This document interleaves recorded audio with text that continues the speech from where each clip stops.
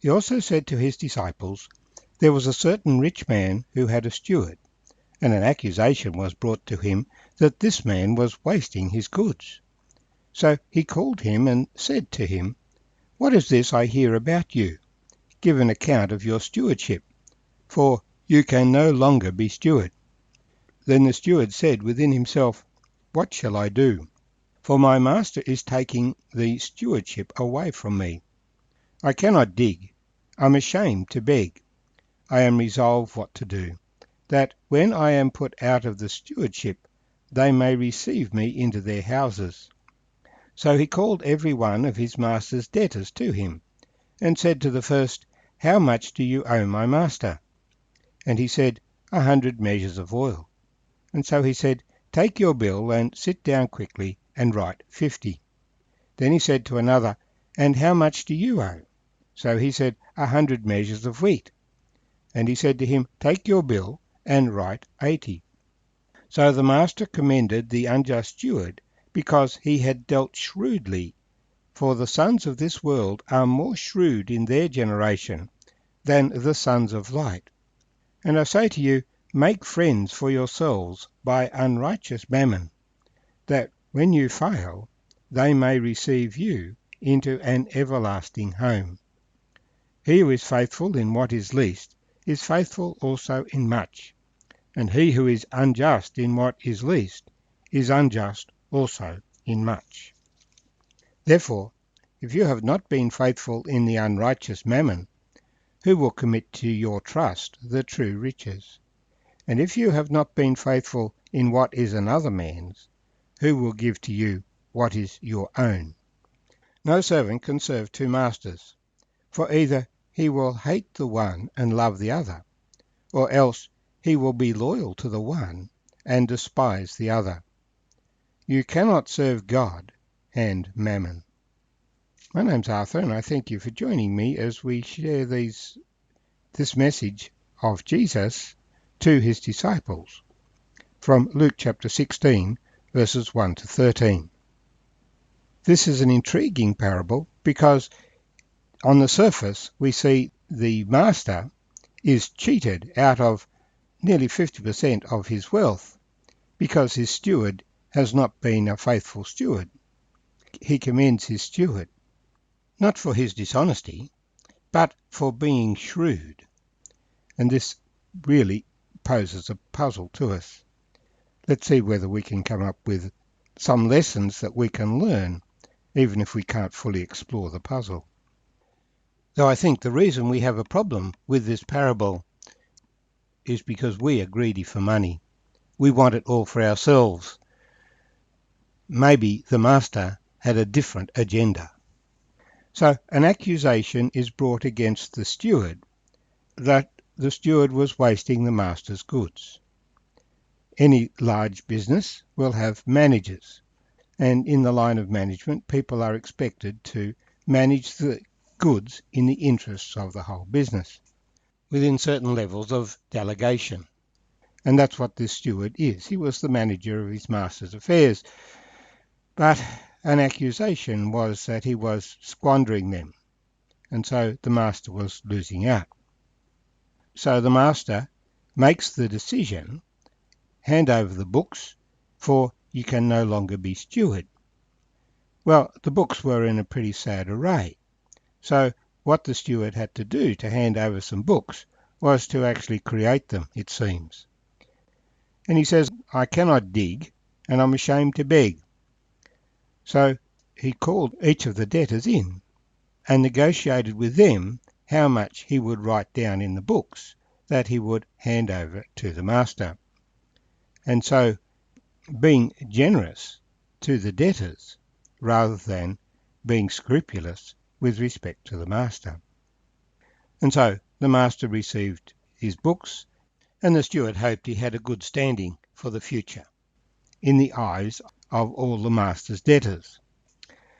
Jesus then says the master commended the unjust steward because he had dealt shrewdly, for the sons of this world are more shrewd in their generation than the sons of light. I guess the first suggestion is, what did it mean that the master commended the unjust steward? Does it really mean that he approved, or simply that he recognised the wisdom from the steward's point of view of doing that which he'd done, that he had provided for himself in the situation he'd had, and the master had no grounds on which to criticise him because the master had asked him to give an account of his stewardship. The steward had acted within his delegated authority. The point of the story, though, is Jesus' exhortation to us. He's speaking to his disciples, and he's saying to them, I say to you, make friends for yourselves by unrighteous mammon, that when you fail, they may receive you into an everlasting home. He who is faithful in what is least is faithful also in much, and he who is unjust in what is least is unjust also in much. Everything that we have actually belongs to God, and we are simply stewards of it during our life. We come into the world naked with nothing. We go out of this world and we take nothing with us.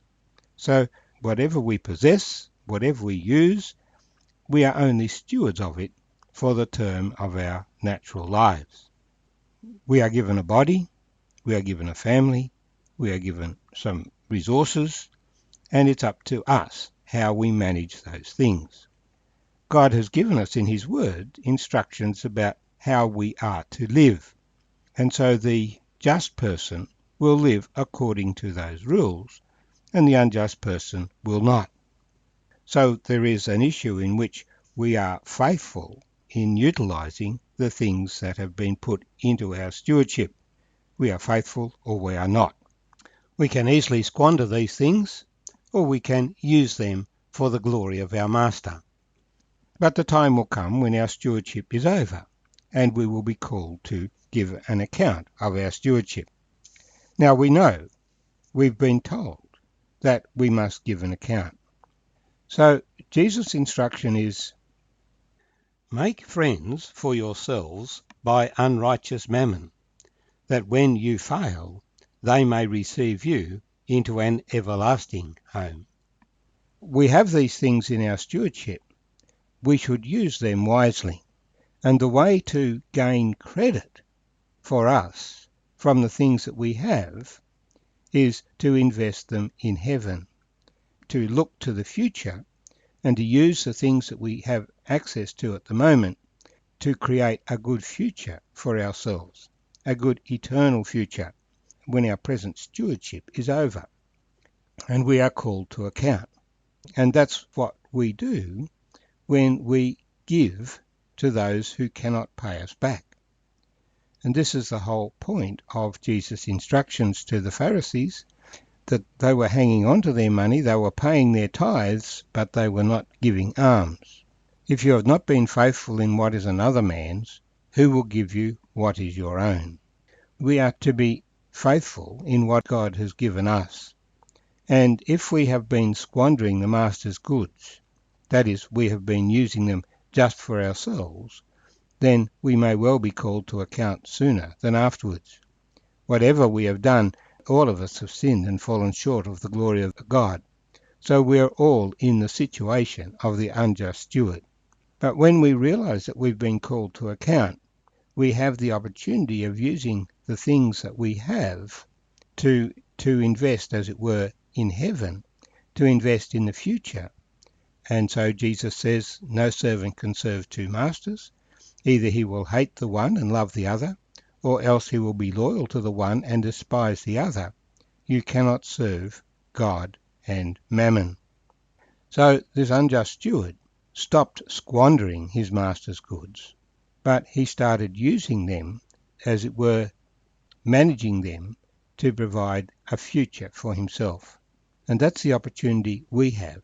When God gives us things to use, we can waste them, use them on ourselves, or we can use them for the benefit of others. And in fact, God will commend us if we use some of what he's entrusted into our hand for a temporary period of time, for the blessing of others, that we might gain credit in eternity.